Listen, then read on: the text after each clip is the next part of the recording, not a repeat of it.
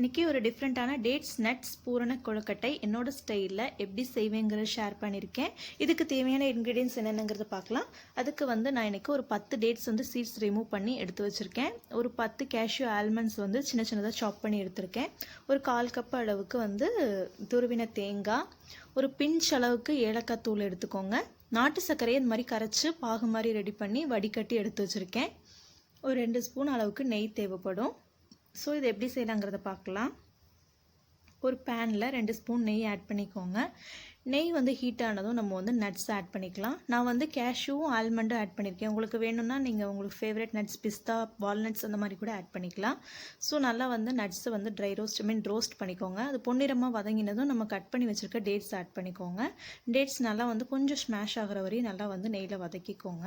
இதுக்கு நீங்கள் கிஸ்மிஸும் ஆட் பண்ணிக்கலாம், நான் ஆட் பண்ணல. ஸோ துருவின தேங்காய், அதாவது டேட்ஸ் கொஞ்சம் நல்லா ஸ்மாஷ் ஆன வரையும் இப்போ துருவின தேங்காய் ஆட் பண்ணிக்கலாம். அதையும் நல்லா வதக்கி விட்டுக்கோங்க.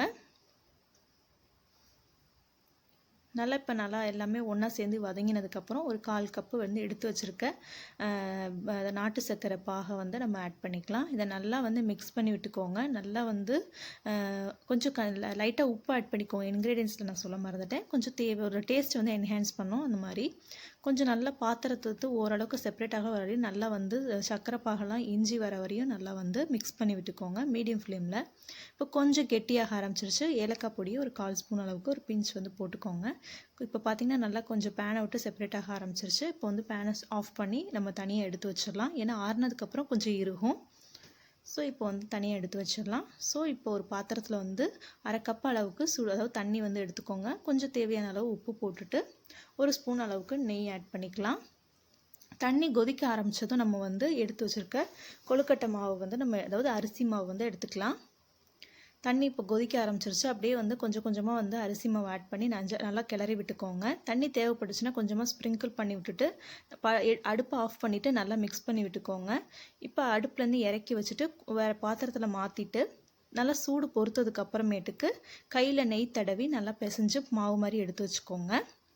இப்போ நல்லா சூடு பொறுத்ததுக்கப்புறம் நம்ம நெய்யில் தடவி நம்ம மாவு பிசைஞ்சு வச்சிட்டோம். இப்போ ஸ்டஃபிங் பண்ணலாம்.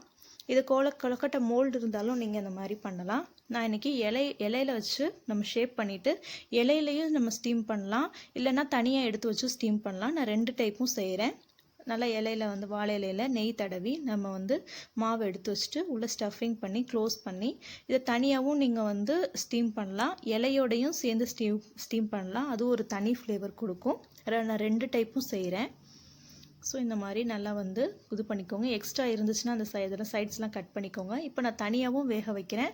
ஒரு 2 கொழுக்கட்டையை நான் இலையோடையும் வேக வைக்கிறேன். இது இலையோடையும் வேக வச்சு எடுத்திருக்கேன். க்ளோஸ் பண்ணி ஒரு மீடியம் ஃப்ளேமில் ஒரு 10 மினிட்ஸ் 7 to 8 மினிட்ஸ் 10 மினிட்ஸ் பக்கம் இது பண்ணிக்கோங்க. இது இந்த சைடு பார்த்தீங்கன்னா நான் தனியாக வேக வச்சது, இந்த சைடு நான் இலையோட வேக வச்சது. ஸோ கட் பண்ணி காமிக்கிறேன். ரொம்ப சூப்பரான ஒரு சாஃப்டான கொழுக்கட்டை ரெடி ஆயிடுச்சு. டிஃப்ரெண்ட்டாக இருக்கும். கண்டிப்பாக ட்ரை பண்ணி பாருங்கள். ஸ்டஃபிங்லாம் நல்லா சூப்பராக வெந்துருச்சு. இந்த விநாயகர் சதுர்த்திக்கு கண்டிப்பாக அதை ட்ரை பண்ணி பாருங்கள். Thank you so much. Happy Vinayagar Chaturthi.